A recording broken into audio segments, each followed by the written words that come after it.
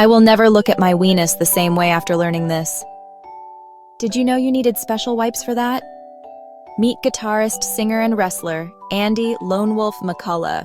He has a dirty weenus. He came to Davey Dave and Josh about his dirty weenus, but Davey Dave and Josh said, "Fear not, Andy, because Joshine Weenus Wonder Wipes are here to save the day." Watch as Lone Wolf McCullough whips out these magical wipes, specifically designed for that elbow skin we all cherish. Rub-a-dub-dub, in just one swipe. Bam! Lone Wolf's weenus is sparkling clean. No more weird looks on stage, no more awkward elbow encounters. Joshine Wonder Weenus Wipes, because a moist weenus is a happy weenus. So, if your weenus needs a pick-me-up, grab Joshine Wonder Weenus Wipes today. Because why settle for a dirty weenus when you can have a wonder weenus? Stay fresh, stay clean. Get Weenus Wonder Wipes by Joshine. Joshine Weenus Wonder Wipes, because your weenus matters.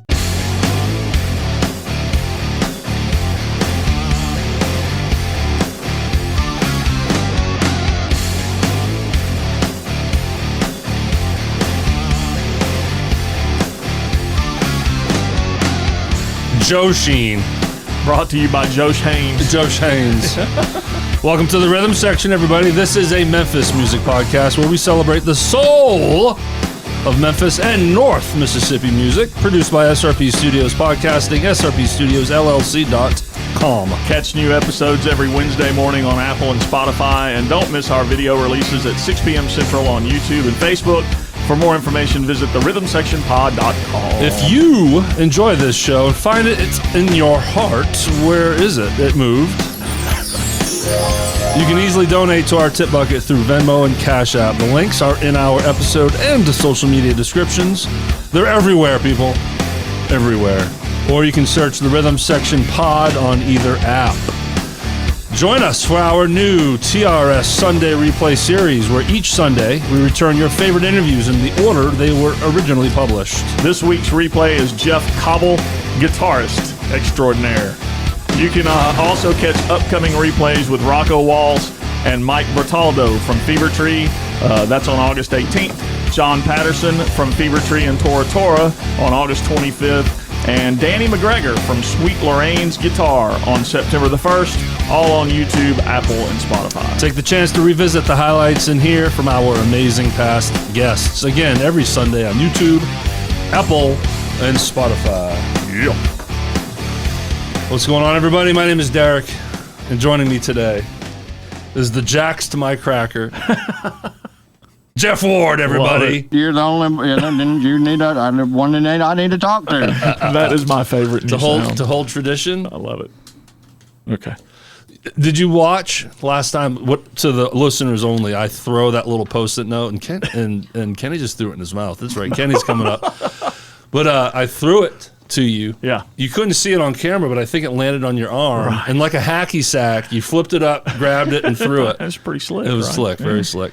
Thanks for joining us today. Today's interview is with Mr. Paul Moreau from Thumpdaddy and Rock the Boat. Rock the Boat is going to be at the Hometown Headliners Series right here in Hernando. Nice. Thursday, September 19th. 19th. Oh, there we go. You're the only you need one that I need to talk to. And September 19th, right in front of the courthouse in the square. It's an awesome series. So we'll remind everybody of that again. Nice. Our email, therhythmsectionpod2022@gmail.com. Yeah. Have we gotten any new questions? No, we got nothing new. What the hell's wrong with you? Come on, people, step up. Yeah. All we're asking is an email. But if you are just joining us, you can check out our last episode. We answer a few of those, and they're funny. And there's a little bit of show and tell with my hair. They're probably all thinking this shit show is shorter if we don't ask questions. Well, today's going to be a little longer. Why? Because we have our good friend, Mr. Kenny Francis, in the house. Oh, yeah. Yes, sir. Hey, what's up, Kenny? How's it going, E? It's going well. I want to talk to you about your North America travels with your job. Also, you and Jeff and Tina and Jeff's wife, Susan, went to Philadelphia, Mississippi to see Tom Keifer Band. Yeah. We want to talk about all of that too, but it's time we play the new song that we teased last week. Nice. You ready for this? I'm ready. So I don't know if the world's ready for this, but I'm ready. Last week we teased a new song from our good friend, Mr. AI himself, Sean Few. And new sound, everybody. Love it. Get used to it. The name of the song is Possum, Tittie, Swingin. And it's quite delightful. We got clearance from the Fever Tree camp. It's okay to play this. It is something that Sean, I think because the way he works, he's out there all week in his truck and everything. Right. And he's probably just at night in his hotels like, what can I make now? Right. So he made this cool song for us. I feel like this thing is Grammy worthy. Wow. So we really do this where we play a song, and we're going to play it in real time. We're not putting this in post. So you're just going to see us. Hopefully I've found a cool image to kind of put over in the screen while still seeing our faces laugh at this song. But ladies and gentlemen, without further ado, please enjoy our new premiere song, Possum, Tittie, Swingin'.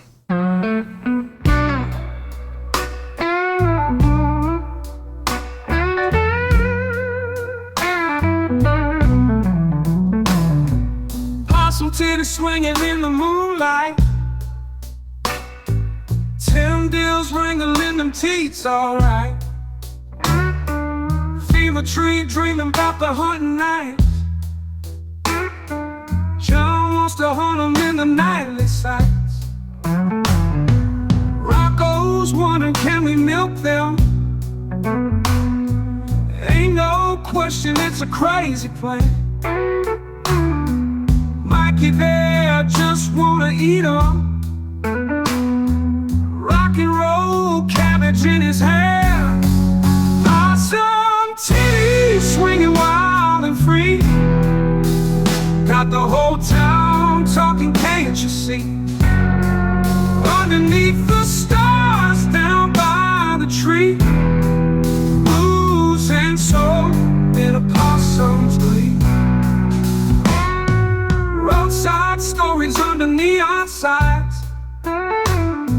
Whiskey bottles, empty hearts entwined.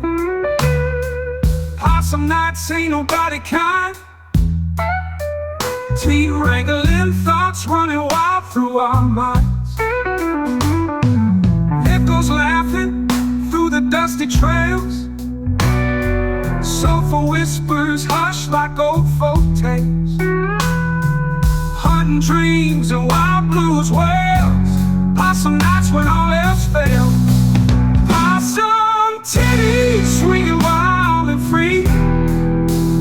Got the whole town talking, can't you see? Underneath the stars, down by the tree. Blues and soul in a possum's glee.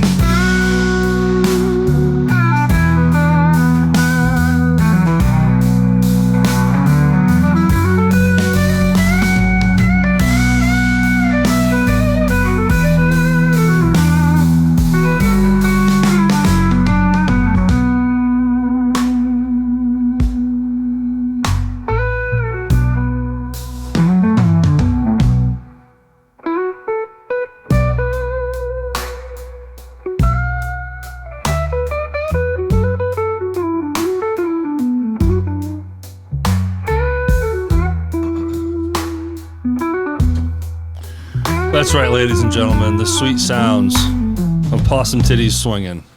Thank you for that, Sean. Wow. So that is pretty amazing AI, Yeah, kind of terrifying too. I don't want to go down that rabbit scary. hole.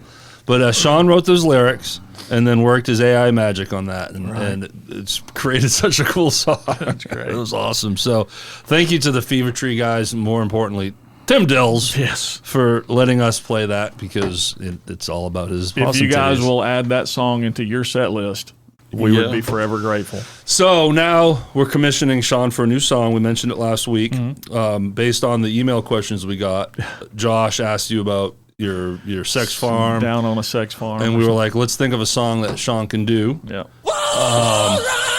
for you, and we came to Bushhagen. Yeah, bush hogging on the farm. I know you're listening, Sean. I won't keep playing this sound. People get annoyed. But Go ahead and do Jimmy Phelps. oh yeah, just Hey, yo. There we go. you have been commissioned, sir. Yeah. We want to hear Bushhagen next week. No, I'm just kidding. I did skip over something real quick before we talk about y'all's weekend. Facebook. We Yes. broke 1,500 followers. Nice. Come on, everybody. Think about it. Think about it. Huge, huge, huge. We appreciate that. And we'd appreciate it if one of you would send us some questions That's right. to the email address. Or a tip. Yeah. Venmo, Cash App, the Rhythm Section Pod. Links in descriptions. So, All right. all right. So you guys went to Philadelphia, Mississippi. We did.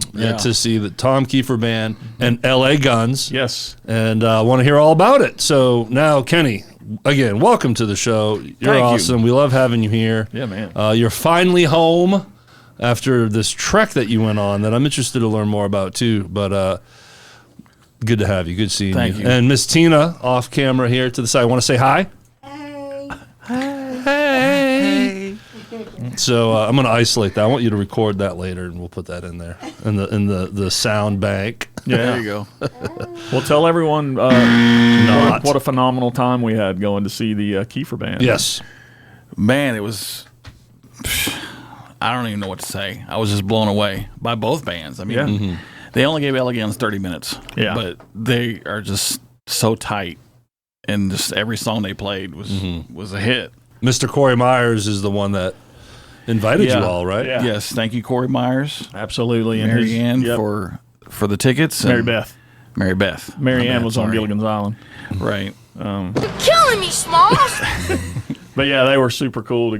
Corey got us tickets, and we got to hang out. After the show, we all hung out in the casino, and there was a casino band playing called Hurricane. Was it Silver Star It was pretty cool. or Golden Moon? No, Golden Moon was across the street. So you're at the Silver Star. Yeah, I guess that's where we were. Mm-hmm. No, I don't think I ever even looked at the name of the casino. My casino years, I basically lived in Yeah. those casinos. Played the Golden Moon used to have a weekly band as well, so Yeah. it's fun. Anyways, We had a blast. Tom Keifer.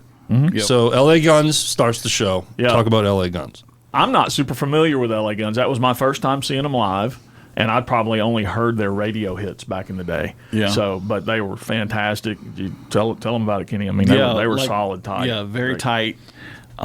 Every song, they have multiple albums, but their second album, Cocked and Loaded, Okay. is their breakthrough album. Every song they play was from that one album. It was Yeah, good stuff. How long was that set? 30. Yeah, 30 minutes, Yeah, they wow. only got to play 30 minutes. I don't know what the deal was with the time. There was a time crunch for some reason because I think they normally get to play longer than that. Yeah. Phil Lewis's voice is still great. Original singer? Original singer. Is that whole band, was that all original members? No, it's just him and Tracy Guns. Okay. Tracy was killer, and the rest of the guys that was in the band, great. And then Keifer Band took the stage, and dude, Oh my God. Tom Keifer has got such a catalog of hits. Everything they played, you Yeah. recognized. Yep. Just such a great show. And there's a moment in the show when Tom stops and they're not playing, and he's just having a one-on-one with the crowd. And this is so cool when frontmen do this, because you really feel like you're a part of this whole thing. He Absolutely. draws you in, and you feel like, hey, for a minute there, I'm a member of Tom Keifer's band. And the guys who are able to do that, they're successful for that reason. Yes. And he does it, and he tells the crowd how they really look at this as a sacred time. Like, this is important to them. They're not just up there mailing it in. They don't just take the stage, play you a few songs, and then leave. Yeah. They really do put their heart and soul into what they're doing. And I don't know that I've ever seen a front man leave it all on the stage like Tom Keifer does. We saw them at the Ryman. Ryman Nashville. last year with a winger. And yes, he had to be kind of just carried off, Yeah. Dude. and he puts it all out there. I mean, he's dripping in sweat. He's in your face. Yep. And yes, he had these moments where he does talk to the crowd. And I like that too. It connects you better. It's like, this guy is not phoning it in. Like you Right. said, some people just show up, song, thank you, good night. Right. And he is not that. No, From he is the not that. first note, it's punching you in the face. Right. Constantly. You know. And I can confirm now that I've seen him twice that it's not just a one-off thing. Yeah. He's doing this every show, and there's no. I don't know how. I mean, I don't know what Tom's age is, but I mean, I was 18 years old when I was watching Cinderella, so Tom's got to be hitting his 60s by now. Yeah, he's in his 60s. And dude, he is up there like he's still 20. And there's also one other moment when they're doing one of the big hits. I believe it was "Don't Know What You Got Till It's Gone." Where he brings the piano out. And Tom is on piano. His wife is singing backing vocals with him. And they get to the point of the song where there's a guitar solo. Right, where the chorus ends and that little breakdown. And so solo starts. Tom is the guy that plays the guitar solo. Well, it's pretty damn difficult to play piano and a guitar solo at the same time. But the way they do it is the song pauses. Just there's that particular note is just kind of ringing. Tom gets up, guitar tech brings him his guitar. Tom steps out front, and they time this thing like they had to rehearse this for I would think so. freaking days, you know. Yeah. And Tom just hits the first note of the guitar solo. The rest of the band just kicks right in where they're supposed to be. By this point, Tom's wife has moved from her stool around to the piano, and she picks up piano duties. And the song just continues like without a hiccup. And it's just a really special moment. And that's another cool part about him is he's a front man, does all the good front man stuff, but he's also a killer guitar player. And a hell of a songwriter. I mean, these are his songs. Yeah, so he's up there blazing solos too. Right. And I got to do this real quick. I'll shout out to Jared Pope. He is the drummer. Okay. Being a drummer, dude, You're a drummer? you're crushing it.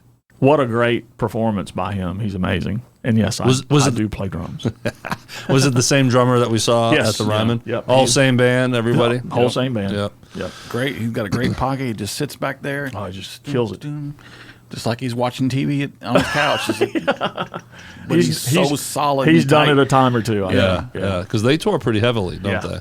Yeah. Yeah. And I think they might take time. There might be downtime in the winter, like most bands, but then come summer, Well, there's They crush 3 it. shows between Saturday night and the Memphis show? Yeah, and they are coming Yeah. here, Memphis. I don't know if this thing is sold out, but they're coming later in August. Is that right? 24th. August 24th to Graceland. okay? So if you have not been able to see Tom Keifer and hometown hero Corey Myers, get your tickets and go to Graceland and check these guys out. You will not be disappointed. Kenny, Yo. real quick, following you on Facebook, it was pretty evident that you were in your truck quite a bit lately. So For a solid month. So for those that don't know, what is your job? What do you do? I'm an over-the-road truck driver. Long haul. Long haul. And usually you're gone 2 weeks, back for a weekend, 14 out, 2 back in this. But this one was different, wasn't This it? was a special occasion. We have a contract with a cyanide producer in Memphis. I know that sounds weird. Hauling poison. Hauling Nice. literal Not the poison. band. But we have a contract with them where we haul cyanide to Mexico. We don't go into Mexico, but we down to the border, and then Mexicans take it over. We also go to Canada for some gold mines up there, but the one I went to was in Fairbanks, Alaska, the Fort Knox gold mine up there. And they use cyanide somehow in the process of extracting the gold from the ore. I don't know. I'm not sure exactly how, but cyanide's used. Well, if you figure out how to do it, let me know. Right. We'll go into business. So we took 10 truckloads up there. Wow. I took 2. So there, back. So you did 2 full round I trips. left Memphis, went to Fairbanks, came back down, met another driver in Grand Forks, North Dakota. We swapped trailers, and I went back up for the second load. And you told me the distance. Tell the audience how far this was. Alone, Grand Forks to Fairbanks is 2,700 miles. So what is it from Memphis to Fairbanks? It's 300. It took me 2.5 days to get from Memphis to the border. So And you are stopping and sleeping, right? yeah, Okay. Of course, he follows all DOT regulations. Yes, I do. Especially with that load. So how long were you gone? I was total? gone a month. A long time to listen to the show. I think we should take the podcast on the road. Can you fit all this equipment in Kenny's truck? It was. If anyone wants to sponsor that event for us, we'll do it. It was, yeah. Good having you here. Thank you. We're not saying bye yet, but we need to get down to the little business that we do have. To our wonderful, beautiful, sexy band sponsors. Yes. Thank you for all that you do. Area 51 will bombard you with Martian melodies that'll make your hair stand up and sing by covering artists such as Peter Gabriel, The Cars, Kansas, and Autograph. Pay attention, Josh Haynes. When you are finally serious about your tone, sir, you choose a Feldman, says Baby Yoda. Friday, August 16th at Hadley's, Saturday, August 31st at Lucky Dog, Thursday, September 5th at the Hernando Town Square, 7 p.m., hometown headliners. You're the only you need the one that I need to talk to. I'm trying, it's Monday morning. Friday, September 6th at Lafayette's. Follow Area 51 on Facebook at Area 51 Memphis. And I hope you just put up a little photo of the Feldman amp. Oh, I should now. Yeah. I will. Gotta do that. All right, Sean Few, 6 Feet Thunder, the Memphis Supergroup with Sean Few, Scott Sudbury, Mark Holt, Josh Haynes, and Mr. Hey Yo himself, Jimmy Fault.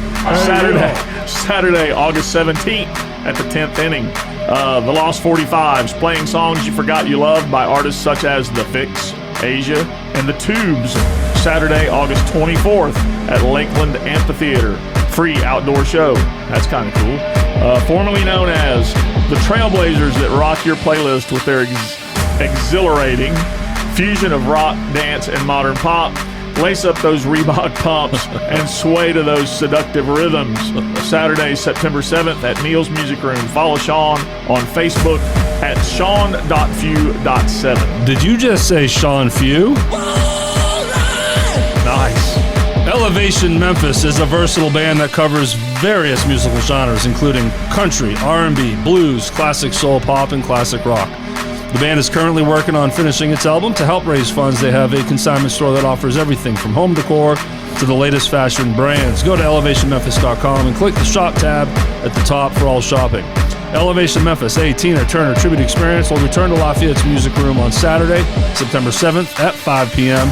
Reserve your seats now. For booking, shopping, and social media, please visit elevationmemphis.com. And my band, Generation X, playing the radical rhythms that had Generation X air guitaring with their scrunchies flying. I love it. Look, this Saturday, August 17th, Sidecar South Haven at 7 p.m. Please come out and see us there. Our new guitar player, Steve Taylor, Be there. is going to be doing work. And then Thursday, August 22nd, Lafayette's, another 7 p.m. show. We need butts and seats at this show. It's huge for us. Please come out and see us. Friday, August 23rd, Sidecar Memphis, 7 p.m. And Friday, September 13th at Hadley's, 9 p.m. And I've recently added some more shows that I'll get you some dates for. So you can find them on Facebook at Generation X Music. Yeah, I missed that part. It's all good, buddy. Thanks. Straight out of Memphis, it's Fever Tree, everybody. Possum Tittie Swingin. Combining southern rock, blues, funk, and more grit than your granddaddy's driveway. So flip up those shirts and let your possum titties swing. Oh, yeah! You can check out albums, Social Mediocracy, and Lessons Learned on Spotify and all other digital platforms, along with singles, Muddy Jesus and Buried Alive. Go to fevertreeband.com and check out all of their stuff. It's good stuff, good stuff, good stuff. All right, Paul Moreau. Yes. Is our feature this week, and we had a good time with him. Yeah, he was a lot of fun, a ton of stuff to talk about because he's been involved in a lot of great stuff. He came ready to talk. Yep, and history stuff. His first, not his first band, but he had a band called Bad English before Bad English became Bad English. So they had to change that name. They lost the lawsuit, I guess. Neil Sean was like, nope, not happening. And then Paul called Neil, Jimmy. He loves Jimmy. Neil and Jimmy are buddies. Yeah, he called Jimmy Fault and like, hey, yo. Yeah. What is up with this Neil Sean guy? I heard you guys were buddies. Can you talk to him for me? Led Zeppin, an old Led Zeppelin cover band or tribute band that he was in. And I'm throwing pictures up here while we're talking. Of course, we talk about Thumpdaddy. And then we have a little fun with Paul about Thumpdaddy and I'm going to throw this picture up here. It's a picture of me and Jeff with the entire Thumpdaddy. You don't remember my name? Thumpdaddy on the stage at Dan McGuinness. But that came after me and Jeff sat in and had the fortune with this amazing funk band to play Tennessee Whiskey. Yeah. So we talk shit about that. Of course, we talk Rock the Boat. Yeah. And how it formed. Now, this is where we really start breaking into all these events that Paul is such an integral part in the organization and creation of. So, Tommy Awards. Now, I'm going to throw up a photo of Tommy Peters. I asked, like, what's the history behind Tommy? Like, who is Tommy? So, he talks about who Tommy Peters is, who has since passed, hence the tribute to him. He had a big part in the reopening and resurgence for Lafayette's. He's the man behind bringing it up. More details on him in the interview, but I just wanted to mention that and show a picture. Merry Kissmas. A couple years at Hadley's, they had that event where it was a cool event. It was to raise some money. It was in coordination with Rick Hale at the time. The Stagestop Reunion. It was epic. It was not a fundraiser. It was a celebration for Nita, but not a celebration of life. She was still alive at that point. Right. So it was a way to celebrate her in person. She did show up about halfway through the night. Special moment as she's walking in. Everyone respected that and gave her a big round of applause. So, and then he had this moment where he got to play with Cory Glover. So cool. At the Sands last November. Yeah. He's sitting by the pool, drinking some beers or whatever he's drinking. And hopefully he wasn't too far into the beers. Well, he's approached. They need you. He's like, what do you mean? And then he tells the story. But yeah, he had an opportunity to jump up and play with the Jeff Adams and you know the band that was the backup band for all these artists that were going up. Yep. And he played Purple Rain with Cory Glover. He said it was pretty awesome. So he goes into depth in that. It's a fun story, you know. And it was a good time having Paul in here finally. It's the third time he's been in the studio. The first two times he was off to the side, kind of as there to, like I said, he's our lawyer. Yeah. Fact checker. Yes. You know, but Kenny Francis. Yes, sir. Man, good seeing you. Good seeing you, Tina. Want to say hi again? Hi. Oh, say bye this time. Bye. Wasn't there something else you wanted to say? Oh, yeah. Still not married. Oh, you're still not married? I know early on I referenced you guys as a married couple, but no, you're not married. You're just very fond of each other. But we in love. Lovebirds. Woo! Yeah. Or is it this? One of those stupid sounds. But all right, now, oh shit! Now I'm gonna play what it is I wanted to play.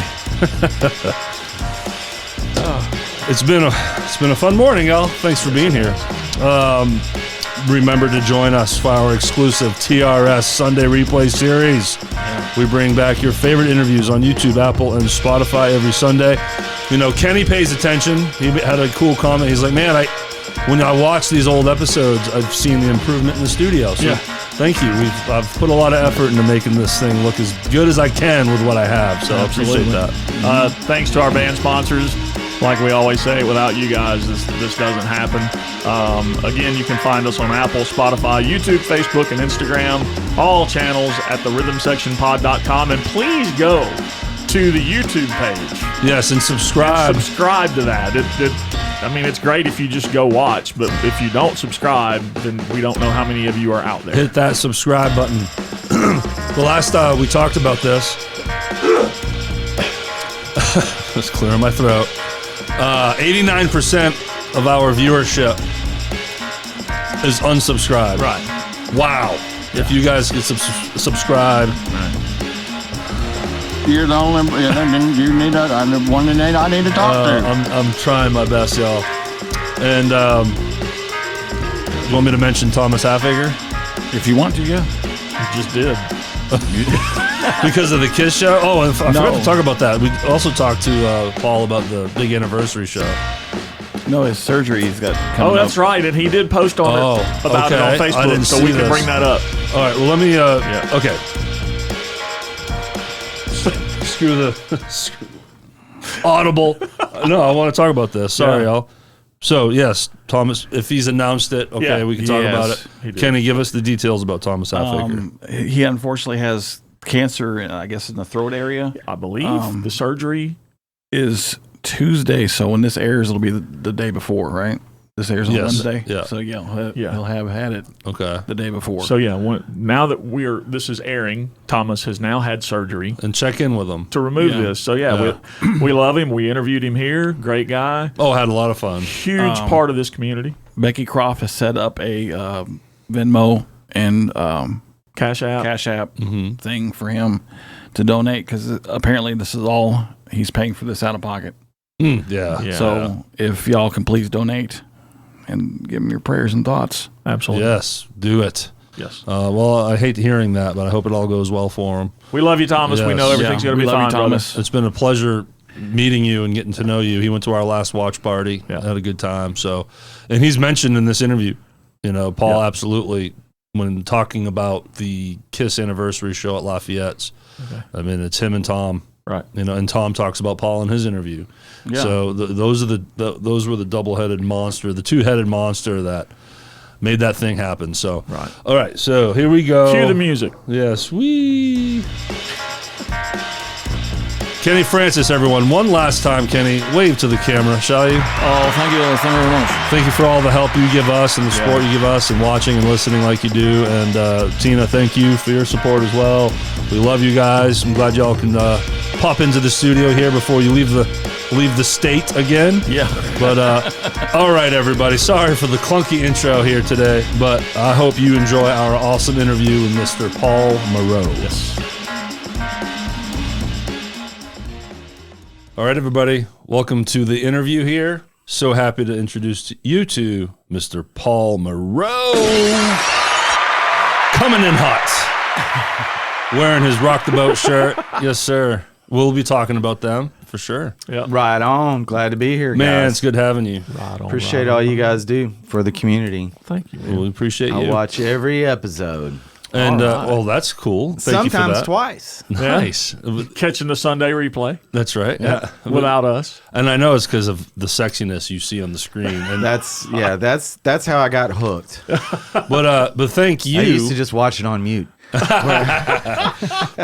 And we'll get into all these things, but thank you for all the work you've done for being an organizer for so many different shows and events. So we're going to get into all that, but thank you too for everything you do.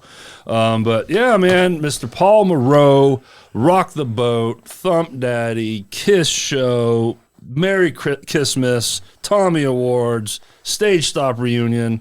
All this stuff to talk about, and and then we just mentioned it. So, Paul, thanks for being here today. And the Pete We Mendelow appreciate you. Celebration of Life, he was there, played in that. Oh, that's right. Yes. What people don't know is you're also a lawyer because you were helping us with Jeff Adams' interview. I actually Inside did joke. go to law school, but I didn't finish. Yeah? That's Really? another story. It's a joke. If you haven't seen Jeff Adams' interview, it's great. Check it out. But Paul was over to the side and helping with Giving remembering dates and stuff. Yep. And that's the second time you were sitting off to the side because speaking of Stagestop Reunion, we had Joe Smith and Jimmy Fulp in here in an intro, and you were off to the side on that one as well. So now we're finally got you in front of the camera, man. It's about time. Right on. Are we as sexy in person as we are on this big screen? Almost. Do we smell like you would imagine? I don't know how to answer that. I don't. Where did you come in from? We'll start there. Do you live in South Haven? Where do you live? I live in Hernando now. Hernando. Oh, that's right. You did move down here. Oh, over towards the Fulps, right? Yep, pretty close to over there. Yeah, Very cool. I did live in South Haven before that, and then my family's from St. Louis, Missouri, which is where I was born, but I grew up in East Memphis. Welcome to Hernando. Thank you. Welcome to 38632. Yep. Good to have you. I've enjoyed it. You said you're from St. Louis. When did you move out here? Oh, well, it was when I was very very young. Okay, and it was Memphis or the Memphis area. Yep. So you've been here all your life, basically. Basically. Okay. Did you start playing when you were younger? Yes, I started. Let's see. I've got several siblings. My oldest brother is somewhat of a musical genius, and so, for instance, he went to college on a full scholarship for music performance and things like that, and he mostly plays classical piano now, but he played flute, clarinet, saxophone. Performance was really his main, this, that. He also played guitar, so I always... He's one of those guys. Yeah, he's one of those guys. So, I loved guitar as a kid. I remember, and I know the age I was because I know when we lived there, but I remember listening to Second Helping Leonard Skinner when I was 5 years old, sitting there on the bed. I still just remember that. So I got bit by the bug, at a young age. Very impressionable if you remember it 60 years later. Yeah. And I hear you.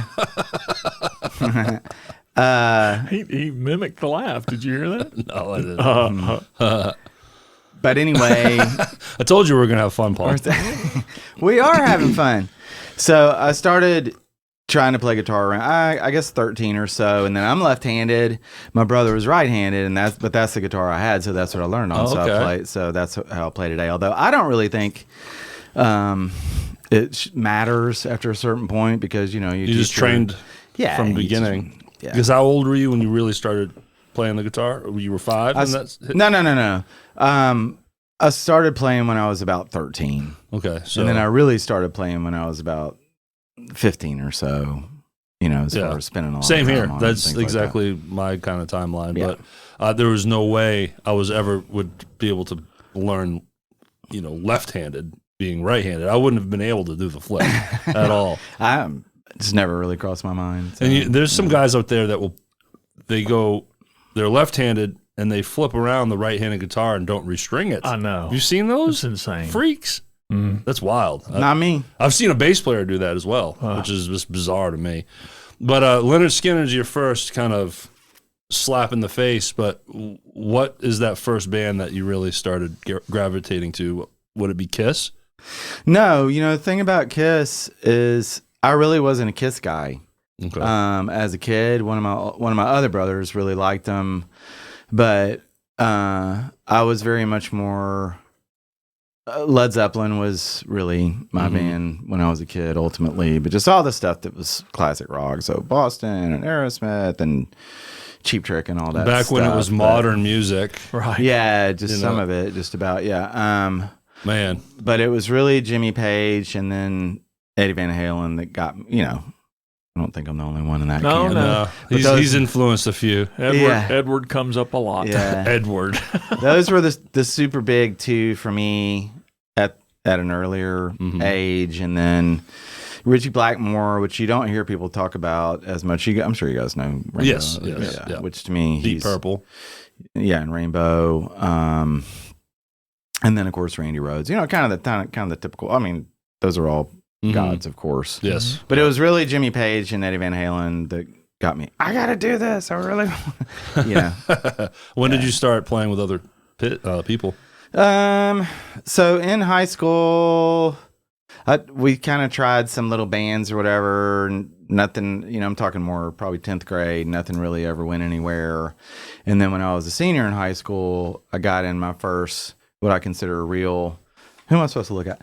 It's like a tennis, back and forth. Yeah. Real, real garage band that got started. And so that was over here, Paul. And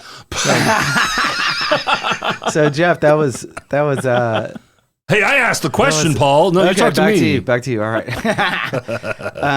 So Patrick O'Daniel, who still plays today, he plays currently in Super 5, Island 45. He's done. He was part of the Kiss show.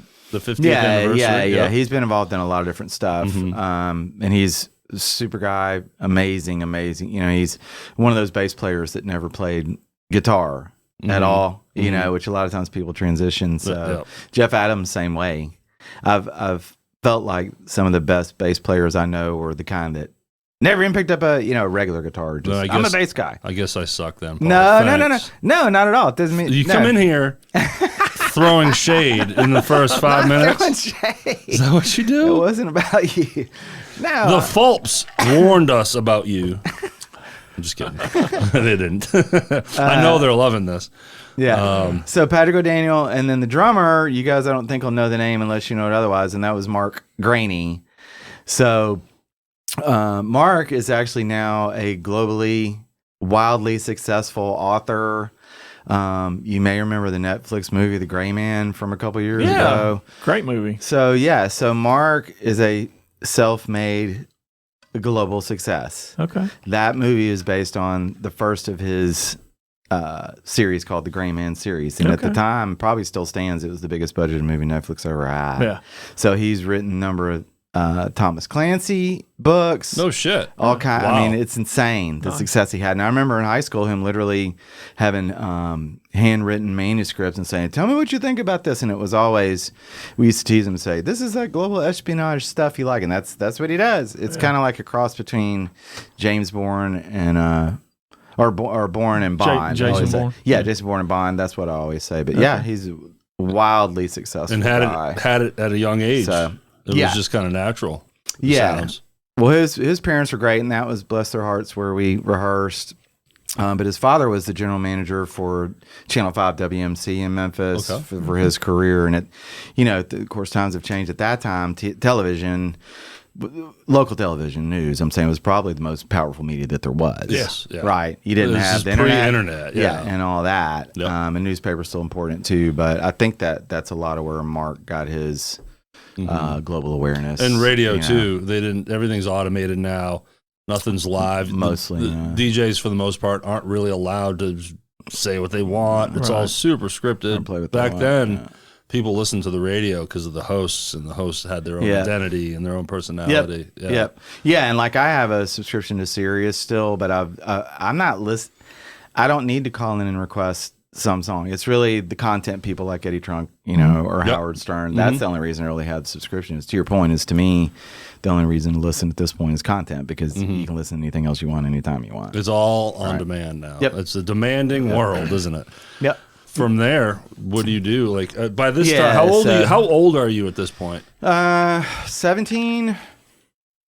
And so what I was going to say about that is, so we had it was a garage band. It was actually in his bedroom though, but we knocked around for probably a year, just the three of us, and it was a combination of, I knew how to play, but it was still really learning how to play. But we were trying to tackle Rush and and things like that. And I mean, I'm sure I still don't try to tackle Rush. And I'm sure we didn't end up doing a great job, although Patrick probably did. But I learned some, because I immediately went from here's a C chord and here's a G chord to, okay, let's talk about modal scales and natural harmonic minors and this and that. So it was a great learning ground for me. So we did that for about a year, and then at the time, I sing now. At the time, I didn't, nobody did. So he started, we need a singer so we can have a real band. And so we went through a number of different people. We actually had Ken Houston was in it for a period of time. Go. And then we started playing like little parties and things like that. And then we ended up, which must have changed names 5 times. I mean, it was called Thrust for a while, which ended up being a Stagestop bigger band. Nothing to do with that. That's just what. Thrust was David Flexer. Yeah. And Tracy Rubel. Yes, and Ty Crook and Billy Little.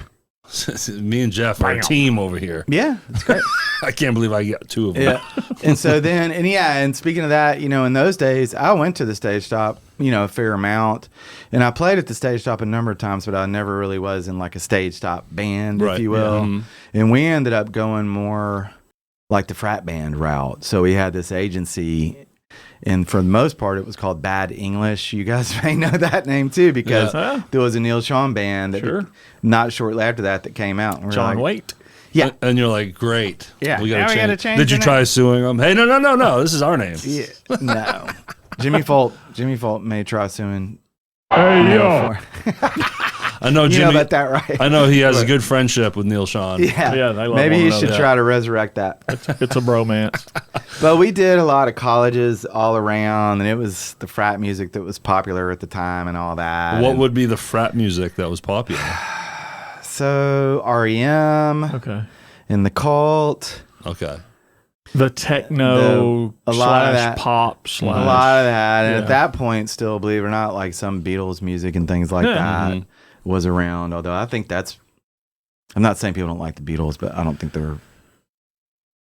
When's the last time you heard a cover band around town play? Oh. Beatles song? Oh yeah, It's rarely. just- yeah. I thought you were gonna shit on the Beatles for a second there. Don't do that. And I was ready to turn your mic off. He's just saying that it's not widely listened to, I think, at this stage. Listen to, no, I disagree with that. I mean, they're huge. Oh, they're yeah. Of course, no, it's probably but- the most but important it's- rock band of all time. Yes, right? but bands covering Yeah. Beatles, yeah. Yeah, I mean, right. it come together. Yeah. You know, Yeah, you're I gonna mean, hear that. You're gonna hear some of the things, but you know, I don't hear people really doing a whole lot. Anyway, so did that, and then I kind of started and stopped some with music, and so like I mentioned, I went to law school for a while, so I actually didn't play for like a couple years during that period because it's extremely, extremely, extremely intensive. I would gather, yeah. Yeah, and then I was trying to remember what happened from there, but just to give you a smattering, so there was a band that we had called Whiskey Dog that had Bobby Ireland, Chris Turnbow. Did you guys know Chris? I know Chris. He moved to Vegas I know who years Chris ago is. now. Yep.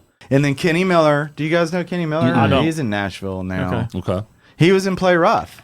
Oh. Yeah, he was the bass player in Play Rough. okay, that's right. Yeah, Yeah. I heard Yeah. he had moved out there. Yeah. So we put this band together called Whiskey Dog, and it was shockingly kind of Southern rock, and then just classic rock focused, and played around and this and that. It didn't do a lot, but I mean, it's not a wedding band.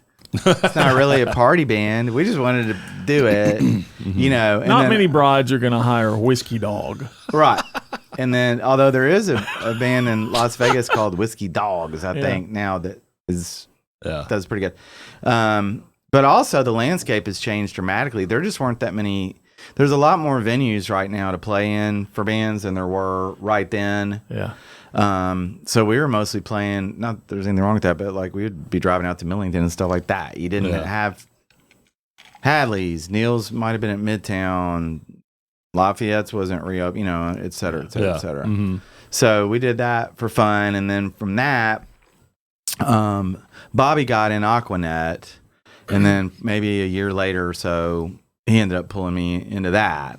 Oh, I forgot. That's right. You were in Aquanet. Yeah. So I did that. I did not know that. Yeah. The note you gave me was, "Is he cool?" Was that your name? We all, and they still do cool that. spelled Kewl. Yeah, IZZYKEWL. Cool. Is he cool? Is he cool or is he not?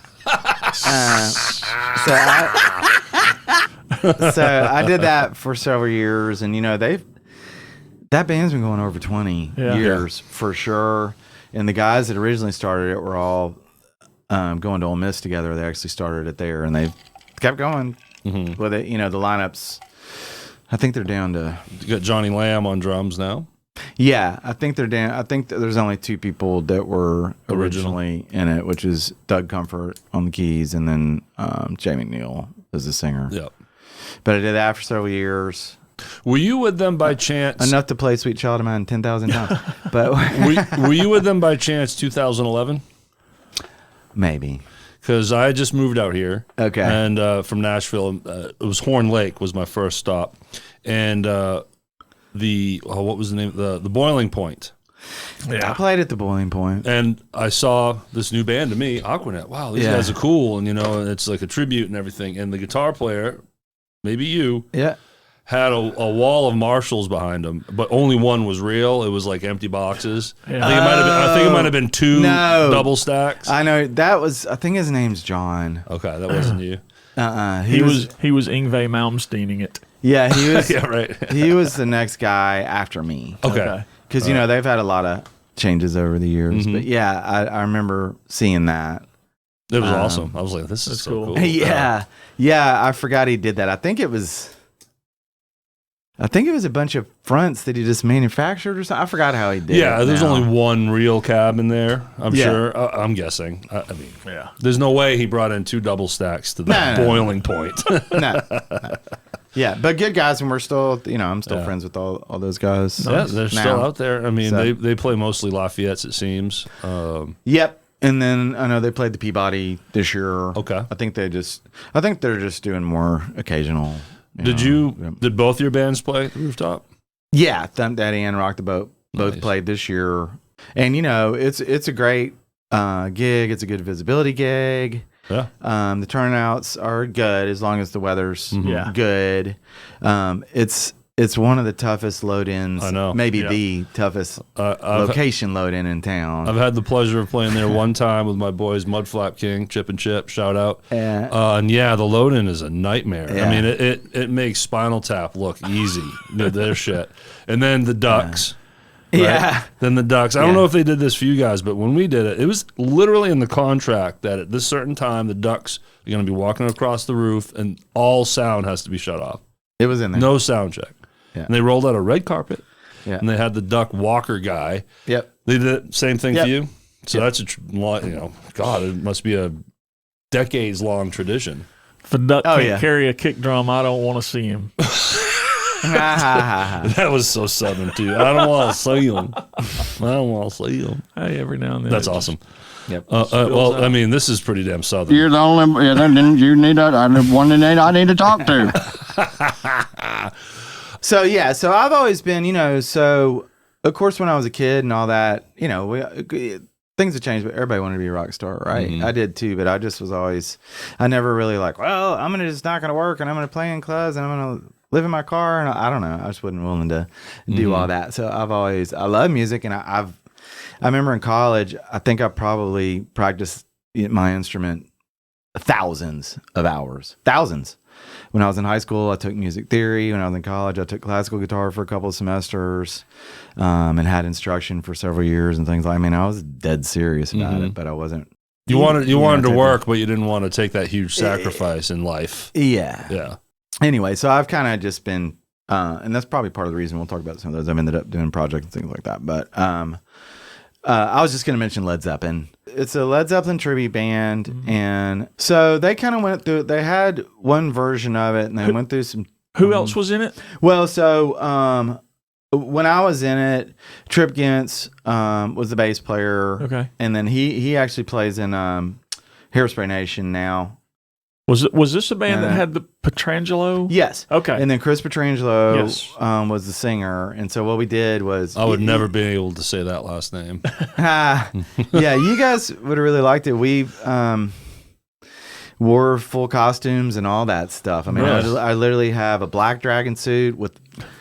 And you said Jimmy Page was your guy. Yeah, it was, it was still a bunch of work because I wanted to do it. But I mean, that is like probably more straight up in my wheelhouse than anything else, is that style of playing, hard rock playing. Did that for a couple years, and they had done it with a couple other guys for prior, and then there was some kind of, were you part of the formation of it? No, I came in like the second round, but we got to do some cool stuff. We played at Italian Festival, things like that. So I know you went through the names, but who was the singer covering that Chris stuff? Petrangelo. Okay, so he was the singer. Yeah, which you gotta, I mean, I could send you guys a video. I wish he just nails it. I mean, you got to have a voice. I saw some videos. Yeah, and the look. He was terrific. Yeah, to me, if you don't have a guy that can do that, just don't even. Was it all do album it. key?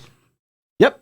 Nice. Yep. Yeah. That's impressive. Yep. All original key. There was never a song that we couldn't do because Chris couldn't do it. And I'll tell you one of the really fun things that we did was we played at Fall Fest, which it was called St. Anne. It was at St. Anne Fall Fest one year, and I connected with the school music director, and we actually worked on.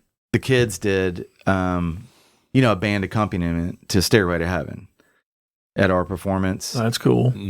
What do you mean? What? Say that again. So when we played "Stairway to Heaven," you had the kids band. 6th, 7th, and 8th graders seated in front of us. Cool. Nice. And then So you had your own full orchestra. Yeah. And so he originally wanted to have them play the entire song with us, but it ended up being more bit off than they could chew. So they did pieces, the intro, the ending, some things like that. They could have got done Kashmir too. Yep. That would have been a good one. That would have For been sure. awesome. For sure. So, but that was really cool. Yeah, You know? absolutely. And cool Yeah. for the kids. Yes. Think about that. Yes. So who came after that? I actually started in Thumpdaddy before that. So there's And then- overlap. Yeah. So Thumpdaddy, I joined, I guess it was 5 years ago, which the band's celebrating its 10-year anniversary this year. There's a free party that we're having at Delta Blues Winery, but it'll have already happened by the time the show. Yeah, So, we're off by like a week and a half. yeah. So that's cool. And I've been in it, I guess, for 5 years. Nice. Yeah. And then it was. How did that come to be?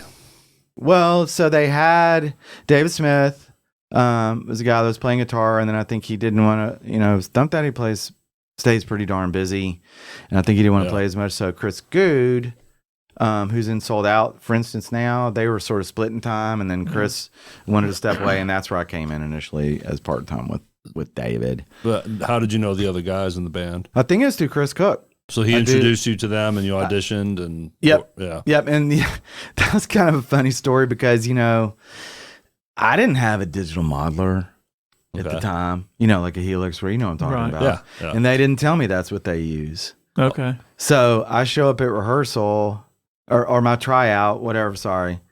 And I had my amp and all that. And they're like, well, we can't connect you into the. So I literally ended up playing like straight into the board for my audition with, not the effects should.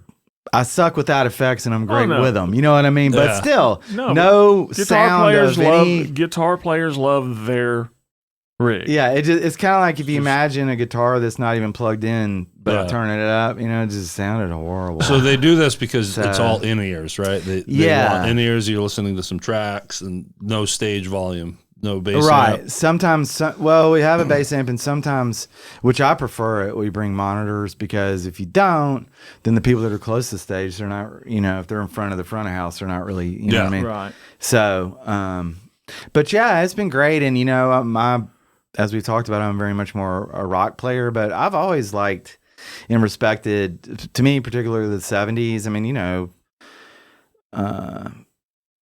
everybody bemoans that of a certain age because it's just different. The songwriting was different. Right. The level of playing was generally different, etc.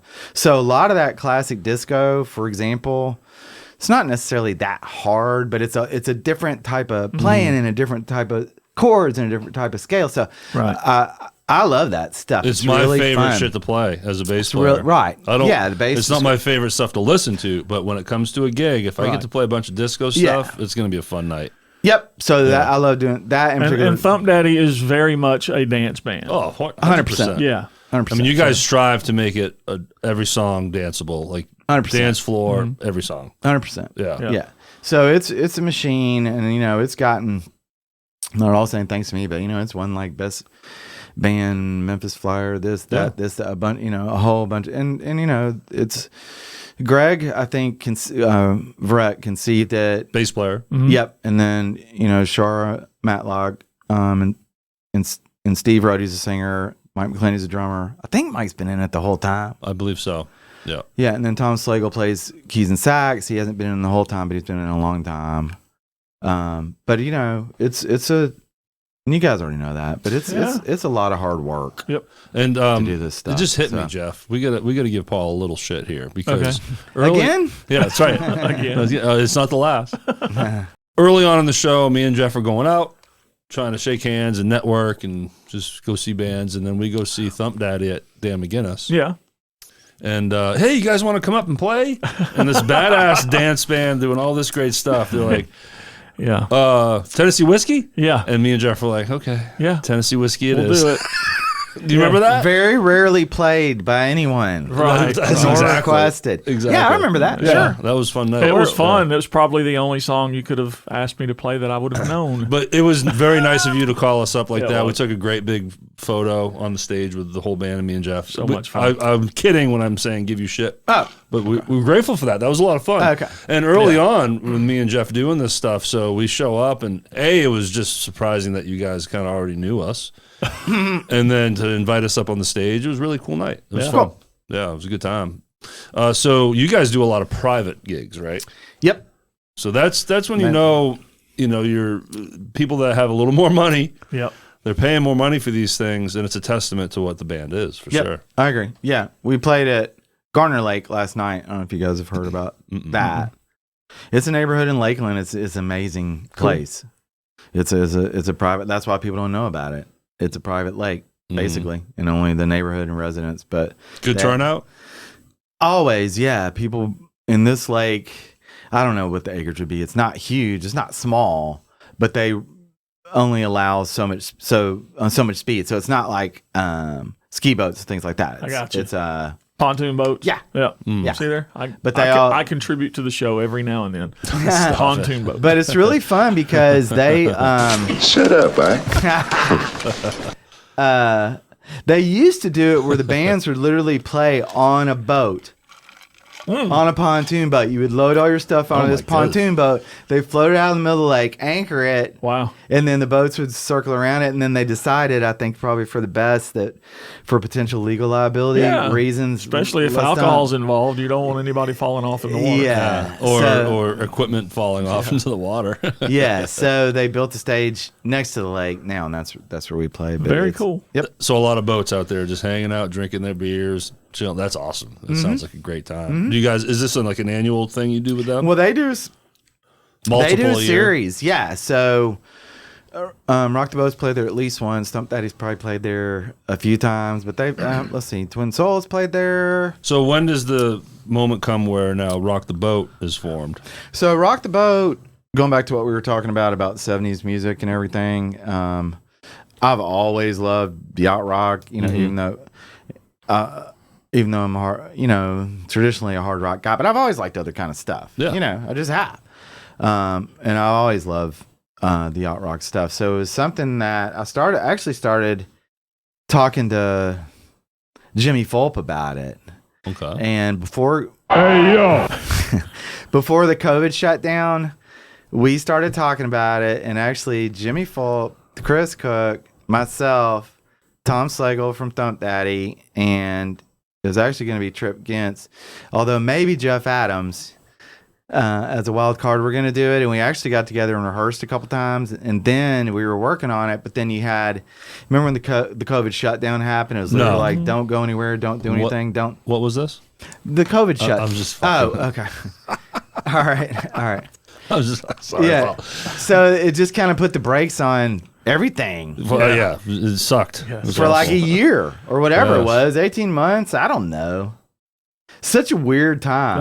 It was I would like to just wipe it from my memory completely. Bizarro It world. sucked. Yeah. Yep. So then it was kind of one of those things where we kind of put the pause on everything because everything was paused. And then by the time things thawed out, it just, I don't know, people ended up Go another direction. Yeah. So you mentioned Jimmy Fulp and Chris Cook. So who's playing Chris- drums? Who's singing? Jimmy was going to drum and sing. Chris was going to play the guitar and sing. Be more like up front. rhythm guitar. Yeah. Mhm. Oh, okay. Mhm. Okay. Yeah.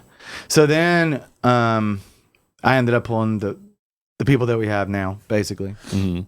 Yeah. So COVID kind of goes away. Things start building back up. And now let's talk about who's in the band. Besides myself, it's Greg Verrett and Tom Slagle. So there's some overlap. And then Ronnie Knight on drums, which is he's another amazing drummer around town. Vanessa. And then Vanessa Sudbury. We had Emily Hamerlin was her name, was the initial singer, and then she's a doll. She's great. She moved out of state. And then Steve is in and then both Steve bands. Roding. We forgot him talking Thumpdaddy, didn't we? No, we mentioned we didn't. I got him there. Paul mentioned it. I'll shut up. Yeah. No, you good. I got him there. But yeah, so he came over. So you got, including yourself, 4 people from Thumpdaddy. Yeah. Me, Greg. I guess so. Yeah, it's a bunch. But it turns out to be a great thing because you guys do a lot of double billing too. Yeah, we've done a fair amount of that. It's great to be able to play twice, but because as you know, all the work's in the setup and the teardown. And actually, the weekend I was talking about, Jeff, where we sat in with them, I believe the next night was going to be a Rock the Boat. Yep. So the PA could stay. I remember it was like a full weekend. Oh yeah, Demius. Yeah, that's right. Yeah. Yeah, so we've done that several times. Yeah, you own the weekend. Yep. But that's helpful.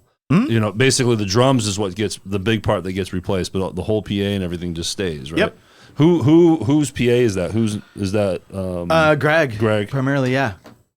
He's in both bands, so both bands luck out. And you guys bring quite the drum riser to your show. Oh, yes, thank you. What an amazing setup, man. That thing weighs a ton. I bet. Amazing. It has its own trussing, and I wish I could go back and relook at the stage setup you had at Dan McGinnis, not the biggest stage in the world. No. Yeah. And it's what, a 7-piece band, right? Six or seven. And with that massive drum riser in there. Like, I mean, what time do you show up to set up for something like this for a 9 o'clock start? 2 p.m. Yeah, right. I mean, believe it or not, kind of depends on the situation. If it's easy load in or whatever, probably hour and a half, maybe 2 hours. That's all. Now, on that weekend, did Ronnie Knight get to play on the same riser?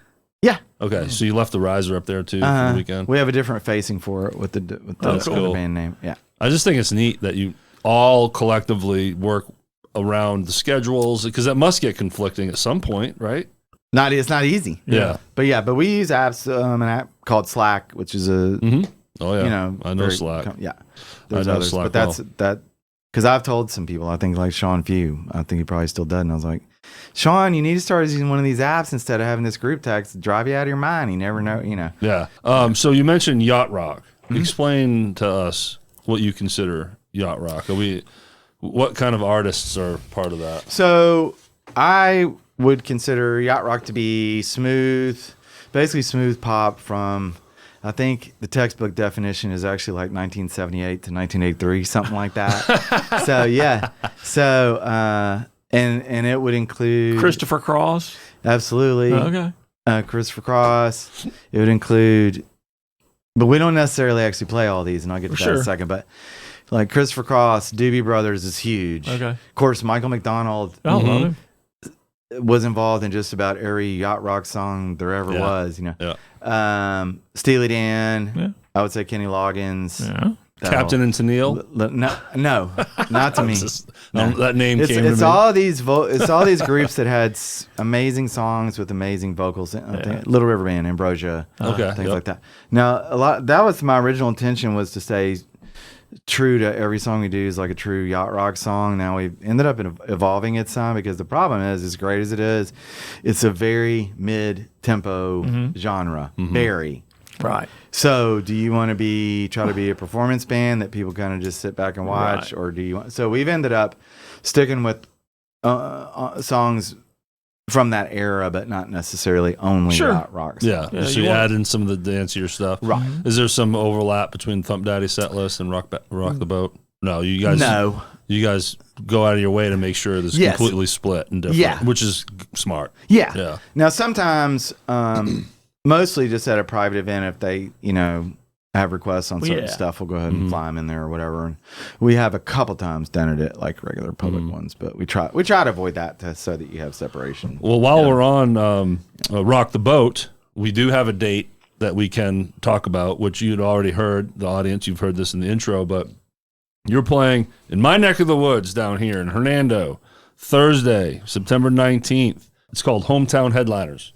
Every Thursday in September, we have live music in front of the square.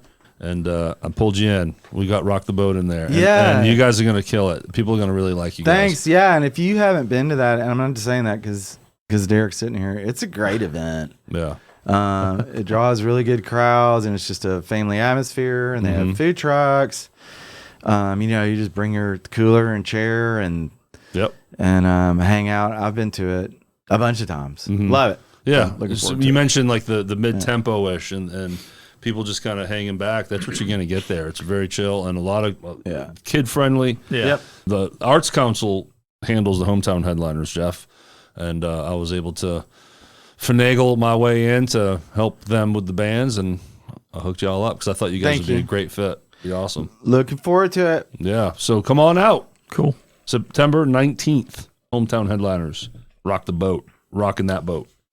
All right, let's. What do you want, Jeff? You seem like you want to go somewhere. I'm just listening. I'm thinking. I'd kind of like to go to the Tommy Awards. I know that's a big deal, and Paul has had a lot to do with that. Yeah. So tell me a little pre-story on how the show became what it was. But there's a pre-story on the name. So Yes. tell us more about Tommy. Okay, so let me tell you about Tommy. And so the Tommy Awards was named in honor of Tommy Peters, and Tommy Peters, I may not say this exactly right, but basically what I do know is Lafayette's was open for just a couple years in the early 70s. You may have heard that.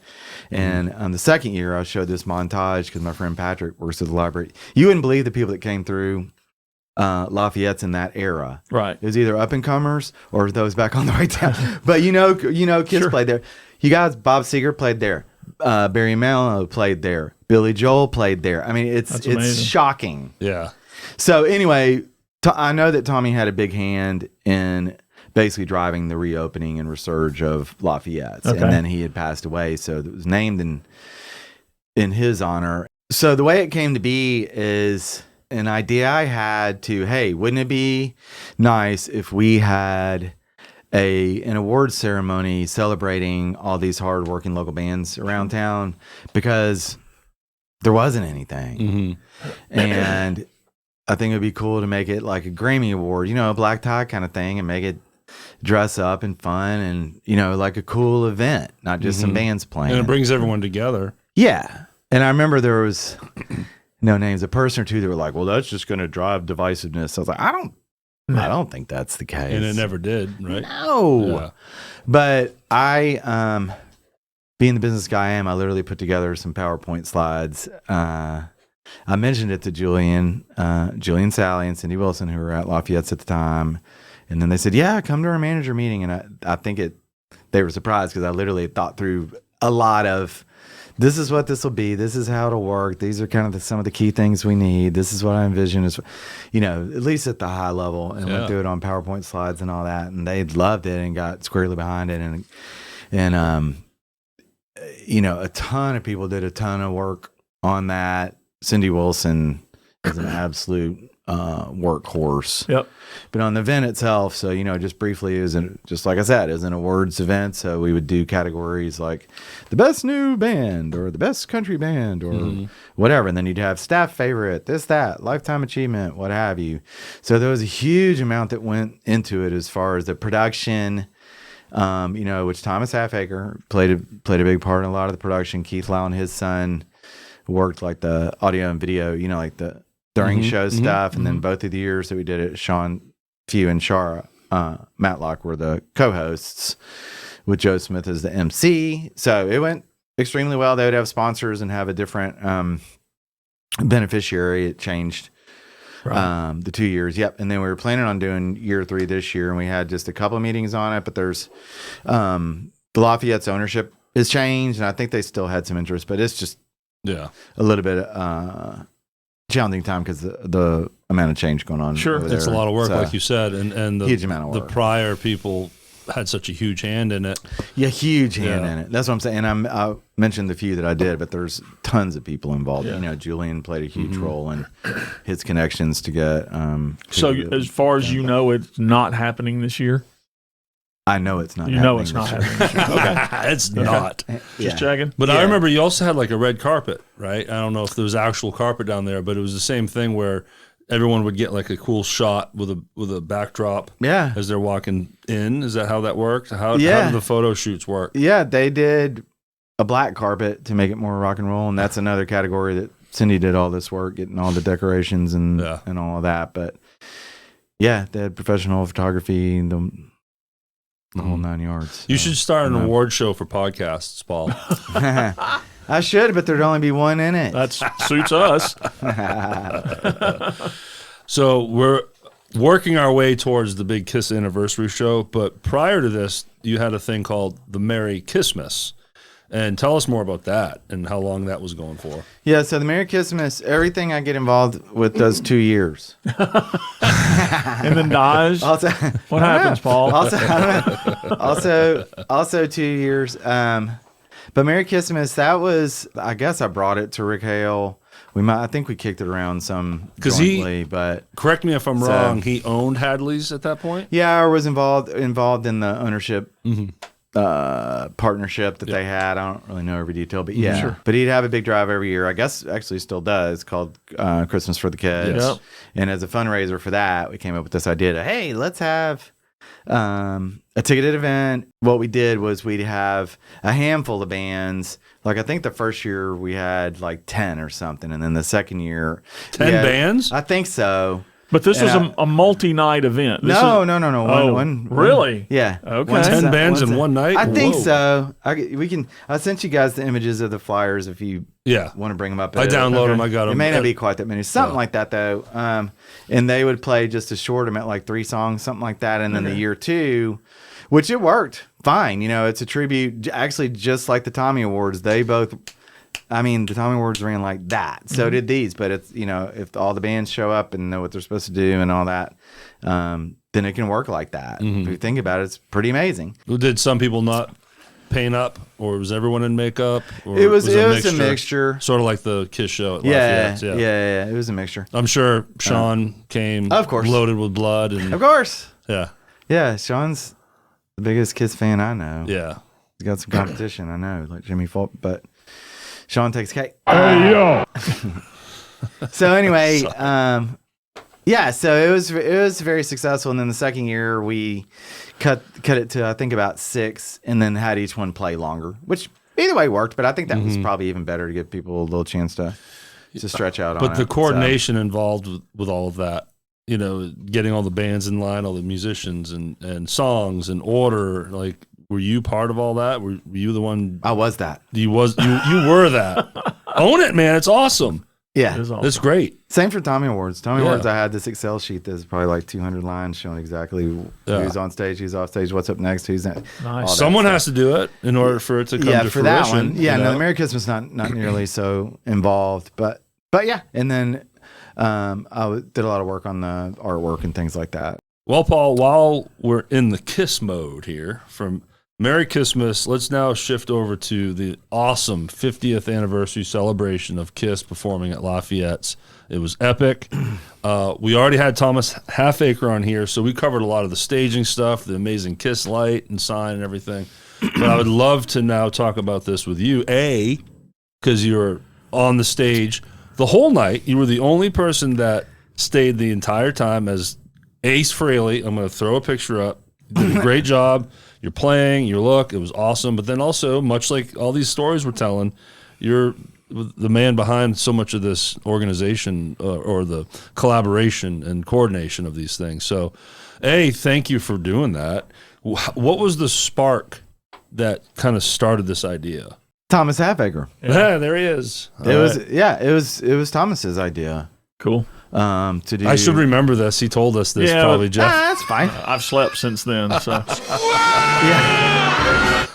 Yeah, and he had, and you guys know how I get about doing fun stuff like that. So he had mentioned that he was thinking about doing something months and months before we really got into it. And I remember this now because he made it very clear.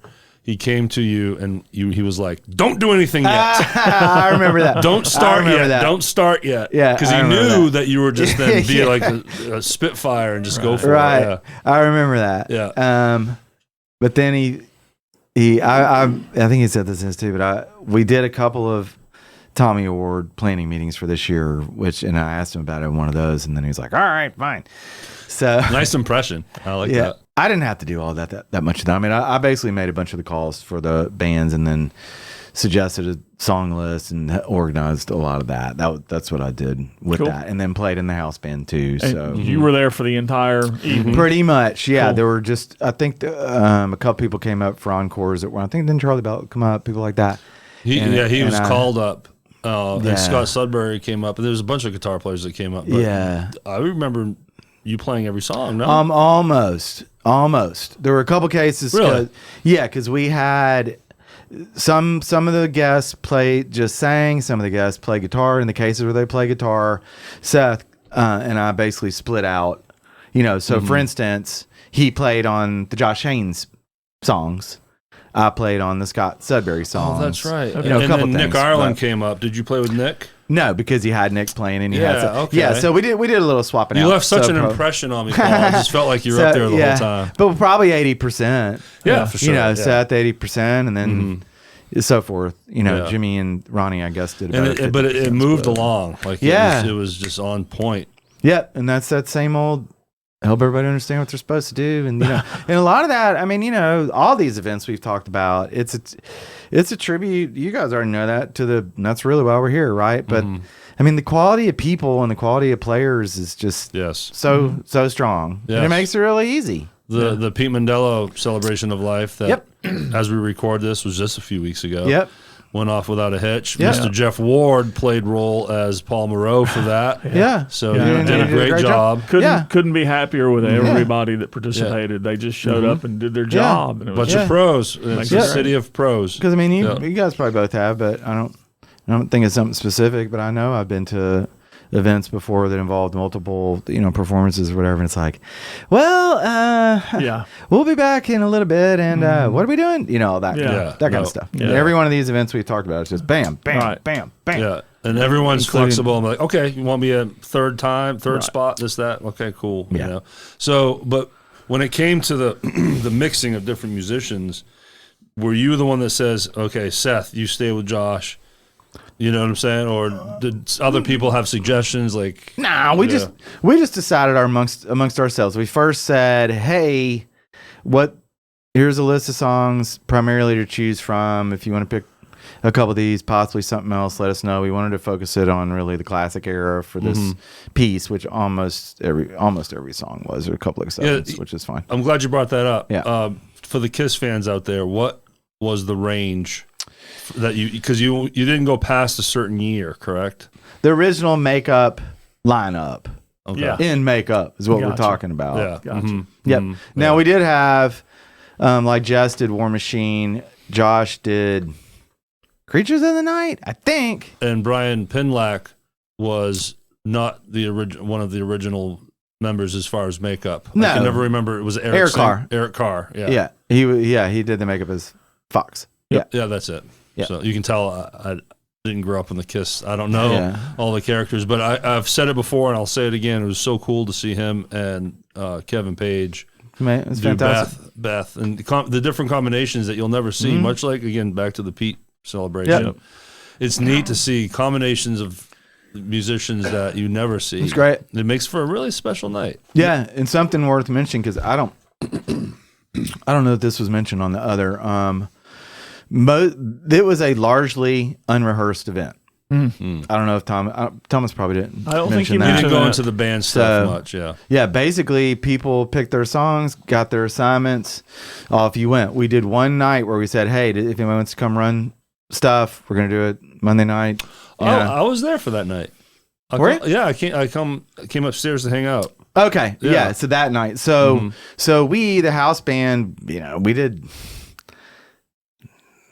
surely not even half. We did. We ran through a few things, and then we had probably just, I think, Jeff Adams, Scott Sudbury. I think that's it as far as who came by. Ronnie Knight was there the night I hung out. Ronnie Knight. Sorry, I think of him as the house band. Jimmy Falk was getting on bass when needed. Yeah. You know, you guys were just jamming out. Seth was there. Yeah. I think Scott was walking out when I popped in. Yep.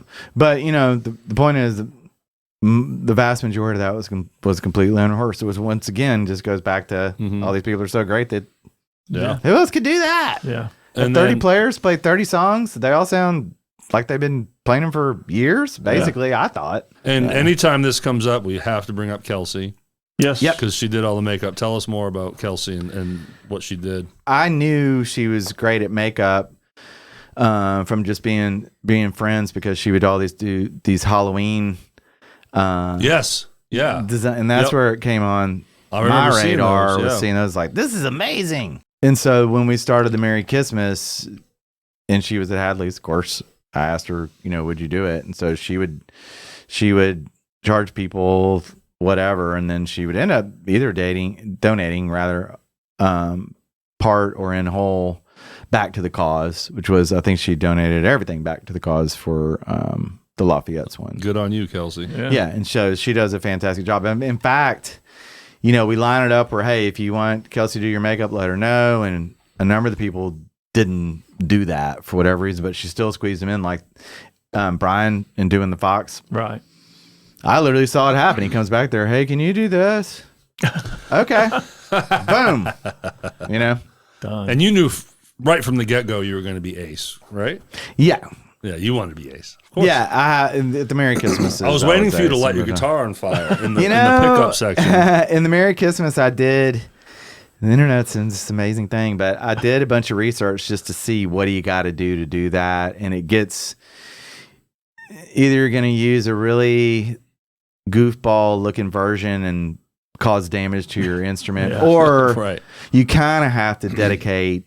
Okay, this is going to be my smoking guitar. Yeah, for sure. You see what I'm saying? Yeah. Yeah, you don't get to light them on no. fire and then continue to play them like normal. You should have just gone to like some Right. pawn shop, got like $100 guitar, and Yeah, but it gets really involved to do it Oh, right. sure. So, Yeah. but I did look into it, and to me, that would only make sense to do if you were like in a Kiss tribute A or something full-time like that. tribute band. Yeah. well, it was awesome. I managed. I got to see the whole night. It was fantastic. And I didn't know a lot of the songs. To be straight up, I didn't grow up on Kiss, but you didn't have to know the songs. Right. It was just such not only the production, but the bands, the music, just kicked ass. And you got to see Jimmy Fault. Hey yo. Up there, lead, being front man, which is great. You got to see these things you don't see ever. All right, so we've covered all the Kiss stuff we can at this point. Now let's move to the Stagestop Reunion, which was, for me, epic in my own way because I've never experienced these bands. I'm not from here, and it gave me an opportunity to see what once was. Yep. But for so many, they got to see bands that they loved and missed. So tell us more about that and how it all got started and, everything that you did for it. Okay, sure. So that was Joe Smith's idea, and it's something that he'd talked about for years, really, as I recall it. Finally he just said to me, or maybe I was bugging him, but I don't remember. It's probably bugging him. I like bugging people. Hey, let's get this thing going. So we did, and we formed a little committee with Jimmy Fault was involved, and Angela Greshy was involved, and started. I remember we had a couple Zoom calls, and we were just kind of kicking around additional ideas, or initial ideas, I guess I should say, about where can we have it? Who should we? Just kind of because it was like, okay, well, we want to do something. What? And it was really, it is a Stagestop Reunion, but the idea was actually to celebrate Nita Makris and her contribution because, to many, many people, both in this region and really nationally, they know who she is, and she did a lot. It might have been, she provided a forum for a lot of those bands that really, some of the ones that got signed and stuff, if it weren't for her, it wouldn't have happened. Absolutely. For a number of reasons, so she deserves a ton of recognition. And in my view, she really wasn't on the local leadership radar, if you will. Yeah. We had bands like Play Rough that played here, through the circuit and then moved here. Yep. Because they realized the scene here was great. Yeah. All thanks to Stagestop. Anyway, we started kicking around ideas, and there's just a lot to figure out. When are you going to have it? Where are you going to have it? How are you going to charge for it? Are you going to charge for it? There's just a lot. Who's going to be in it? How do you? So I do remember, I think I had suggested, well, you know what? If we can, because there was a whole list of possible band names, and I think I was the one that said, if Lord Tracy's willing to do this, then for my money, if we can get them, you tell us what date you can do it, and then the rest will just fall into place. Yep. And we'll center it around that because, the fact that they're distributed across the country, and so on. And I remember I contacted Chris Craig, and he immediately was like, absolutely, let me get with the guys. We'd love to do it. And they brought it. I got a Terry Glaze story. Oh, love to hear it. If you want. Okay. You guys already know very well, Lord Tracy was an amazing band, and to me, they were another victim of the grunge, the grunge wall, whatever you want to call it, where they came out just so shortly before that labels overnight changed their focus and all that stuff. Otherwise, I think a few years earlier would have been it's a common story in this room from so many musicians and bands. Yeah, and it's a true story. It's not an excuse. It's true. Yep. But I remember, because when I first went to Stagestop, I was underage, but I wasn't the only one they ever. That's a pretty common yeah. story too. Yeah, and at one point, Stagestop. I don't know if everybody's ever mentioned this to you guys. They had live music 6 nights a week, every single night except Monday. I think it was every single night. And they had, this band house. So these traveling bands, would stay there and all that stuff, just like Jimmy and them did that, right? But anyway, I'd go up there. Lord Tracy always packed in the crowds, and I mean, just for a variety of reasons. And you guys saw that at the reunion event. But I mean, the energy and the personality and so forth is just incredible. And I'll never forget one time. It must have been on Halloween, because I remember Terry Glaze was dressed like Elvis. So they played their first song, I guess, or two, whatever it was, and then he does some stage rap with the crowd, right? And I remember he goes, I know what you're thinking. I know what you're thinking right now. Is that a banana in my pocket, or am I just happy to see you? And he sticks his hand down his pants and pulls a banana out. He said, that's a banana in my pocket, and I'm glad to see you. So he's like, he starts peeling the banana. He's like taking a bite or two. He's like, so anyway, what was I saying? I mean, that's the kind of shenanigans that just were nonstop. It's like magic. Well, they walked out to drop the bomb on you. Yeah. And they're all dancing. They had this little walk that they did together. And Chris Craig is standing on his drums. And this is a big gentleman here. Right. He's a tall man. He's, and he's standing on his kick drum, floor tom, and all dancing. And I'm sitting here being like, man, this is cool. Yeah. And like I said earlier, I got a piece of what once was. Yeah. So it was special for me. Who are some of the other bands? We had Roxy Blue. Yeah, we had Play Rough. Paul, hold up the this is the lanyard from the show. So my friend Jamie Wilson Coggins we gave away these lanyards, and I sent you guys an image of the flyer. Yeah. So if you want to show that up. Yep. But yeah, everybody that attended got one of these. And the bands are listed. Yeah, so list off the bands that played. Yeah, so Lord Tracy, Every Mother's Nightmare, Play Rough, Hand Me Downs, Roxy Blue, Thrust. Yeah, there we go. Yeah. Yep. Those were the bands. And I was there for every ounce of it. It was great. It was so cool to see. Yep. And so we charged something at the door. I think maybe it was $10. Mm-hmm. And the original idea was we were going to give it to Nita's family for medical stuff, because she'd been going through a lot already at that time. But her daughter Nina said, "Oh, we just want you guys to make it a celebration, and there was concern about is she even going to be able to come or not," which of course she did. So we had this money. It's like, well, what do you do with it? So all the bands were doing it 100% for free. But what I decided to do was basically take it, and people that just started with the people that had to travel in, try to at least cover their costs. Sure. And then from there, just kind of give some out, because, people just don't realize there's cost in playing locally and all that. Yeah.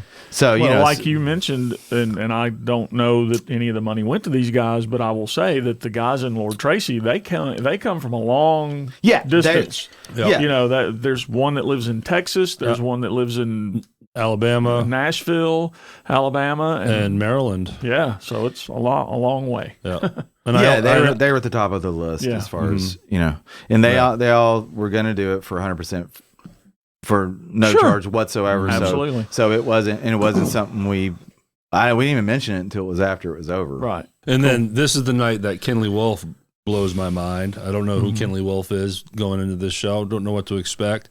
And then just Lord Tracy, it was like an explosion happened in that room. Right. And I feel fortunate. Jeff and I have, had Chris in here twice. Kinley came all the way up from Dallas. Yeah. Several episodes ago. Friends of the show. I love it. It's so cool. Yeah. And I was glad I got to see them play before meeting them. Yeah. That was cool. So I had that reference point. Yep. And that was awesome. But thanks for all the work on that. Again, Joe Smith, you, Jimmy Fulp, and Angela Goreshi. Yep. Thanks. That was awesome. And it was great for me, like I said. All right, now we have Fall Fest. Now, this is something that's coming up in October. I see here October 18th and 19th. It's a benefit. And I see 38 special headlines. So there's a lot going on there. So tell us more about Fall Fest. Yeah, and I'm not directly involved in it. I just wanted to give it a quick shout out for a couple of reasons. Cool. But so my good friends, Stephanie Wilson, Jamie Wilson, Kathy Chavone, are the chairs of it. They've done it for several years. It was at a couple different schools. This year it's moved to benefiting Room at the Inn Memphis, which is a nonprofit homeless ministry. And so it'll be a really big event again. They have multiple events around it. So there's like a golf tournament and all kinds of stuff like that. But the main part of it with rides and all that is October 18 and 19, like you said. And there's a number of bands playing on like a festival stage on the 18th. Both Rock the Boat and Thumpdaddy are going to do that. And then on October 19 is the headline event, and Shotgun Billy's will open for 38 Special. Which Very is awesome. cool. Yes. So Nice. the tickets are available at fallfestmemphis.org. So please plan to attend and go out there and get your tickets and support this worthy cause. Thanks for doing that. That's awesome. All right, now let's talk about your moment that you got to play with Cory Glover. So I want all the pre-story as far as what this show was. What was the name of it? It was something on the beach. What was it? It's now called the Sands. Okay. It's an event in Cancun, and it's gone on for several years. I'm not sure how far back. It was initially called 80s in the Sand, and then the guy that owns it or runs it or whatever decided to rebrand it as the Sand so that he could maybe spread it out beyond the 80s with, that kind of thing. Sure. Although it was really pretty much all 80s, but Jeff Adams, you may or may not know, and like a lot of people that are musicians for a living, John Roth does it too. They'll back up people in addition to playing in their band. Sometimes it's literally a, hey, can you come play bass or sing at this event? Sometimes they'll tie it in where Starship is performing. Right. Mm-hmm. Like I remember they did I think it was a Mediterranean cruise last year where Starship, the band, performed, but Belinda Carlisle from the Go-Go's performed as a solo artist. So it's a win-win for everybody because she doesn't bring a whole band. Typically they'll bring like one person guy, whatever, that's like their musical director that he can interface with the others, to make sure everything's. But it saves that artist, if they're more of a solo artist, from the overhead of pulling a band, and then they're already there, so they thumb a chunk of change, and they are going to kill it. So you get to play with all these different artists. That's exactly cool. Yeah, so the Sands, Jeff somehow got involved in that, and for several years he's played as part of this backup band there, for certain artists in a similar situation. Right. And so this past year, I had the opportunity to go. It was a blast. And then Jimmy Fulp, through the Jeff connection, ended up going. Hey, yo. You're right. I said Jimmy Fulp. Hey, yo. So he ended up playing drums for it because the drummer that they've used for the last few years ended up having to cancel out for some reason. Okay. And so there was this pool stage, and on one of the days a number of these solo artists played. So this year it included Katrina from Katrina and the Waves, Walking in Sunshine, Cool. that. The girl from the band Pretty Poison had a Catch Me I'm Falling was the big hit. I'm trying to remember Tiffany, Okay. right? The mall singing chick? Yeah.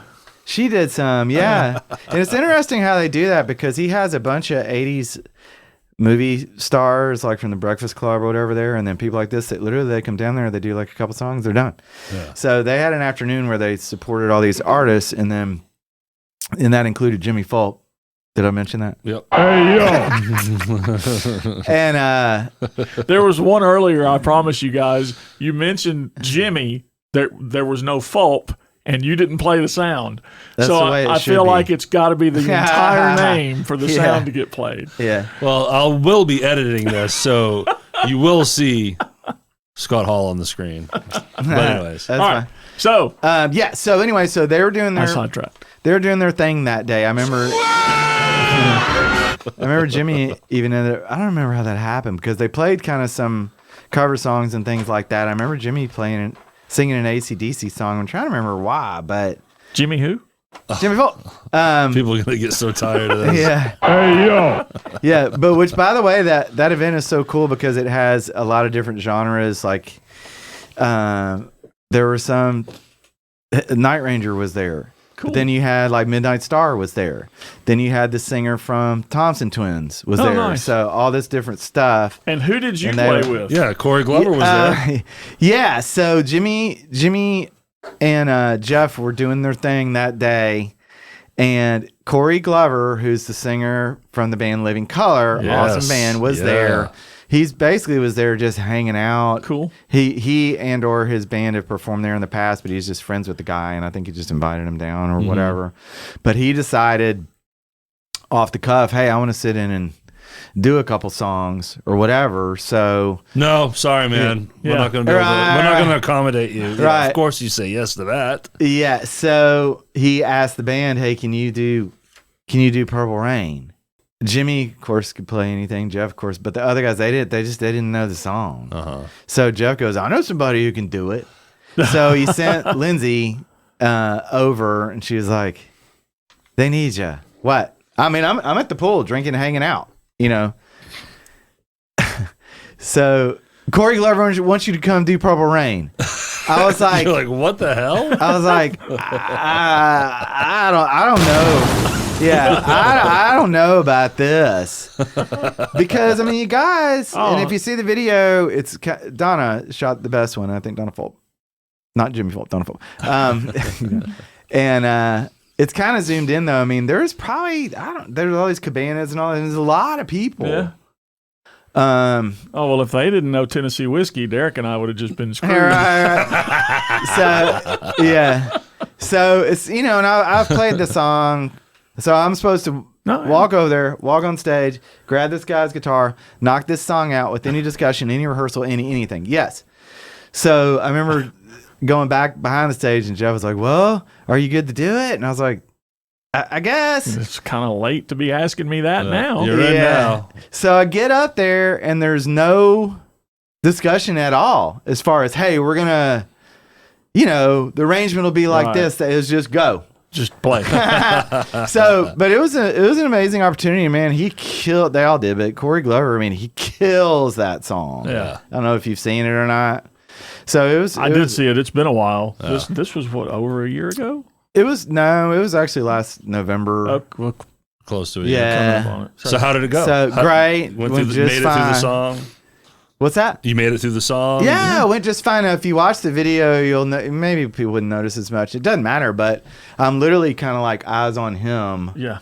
Especially because we basically sort of did the song and then got to the guitar solo, and I did it. And then after that, I mean, I didn't know what he was going to do. I was like, well, I'm going to assume he's going to do the oohs, and I'll just, you know. But when, I remember when he walked off stage, for whatever reason, because of the setup, we actually could not really hear him anymore. So I was trying to watch him for physical cues, you know what I mean? But yeah, it went just fine. Cool. What a killer opportunity. I mean, just from out of nowhere. Out of nowhere. You're just sitting by the pool, and Yep. hey, do you want to play with a legend? Yeah. Yeah. You know, yeah. But that's how it is when you have the right friends. With my luck, it'd be Dream Theater. Yeah, come on up and play drums on. Yeah. I got no shot, man. No, can't do it. Yeah. Dream Theater. Yeah. Wow, so much. Paul, this has been fun. It's been awesome. It's been a good time. Thank you for having me. Yes, thanks for coming Big up fan and of doing the show. Told you that, for real. it. We appreciate that. And Thanks your for support. coming. Thanks for watching. Thanks for being a fan of the show, man. It's just been, this was a pleasure. And you talked. You freaking reached out to me last week. You're like, man, I don't know if I got enough to talk about. Give me a break. Awesome. This was great. Yeah, and you send us notes ahead, so that was helpful. But it can't be understated. You got Merry Christmas, Merry Kissmas, Yeah. Tommy Awards, Stagestop Reunion, the Kiss Anniversary Show. You know, what you do for the community is massive too, because you're doing all that on your own time, and the effort that you commit to all that is outstanding. Thank you for that.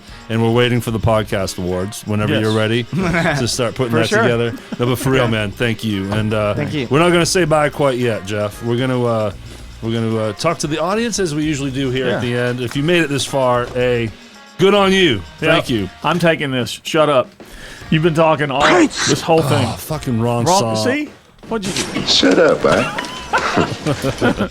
No, we should talk more about Jimmy Fall. all right. Hey, yo. Okay, Follow us on Facebook and Instagram at The Rhythm Section Pod. The website is therhythmsectionpod.com. Big thank you to our band sponsors. So dumb. Remember to join us for our exclusive Sunday replay series where we bring back all of your favorite interviews on YouTube, Apple, and Spotify, and it doesn't have this on it, so that's a plus. What are you talking about? This is awesome. The bucket, the tip bucket. Links in descriptions, and you can search the Rhythm Section Pod on both Venmo and Cash App, and email us your questions. Yeah. We want to have a lot of fun with that. The Rhythm Section Pod 2022 at gmail.com. Paul Moreau, everybody. Great job. Thanks for doing this. Thank you. Thank you for watching. Thank you for listening, and y'all have a great day. Thank you.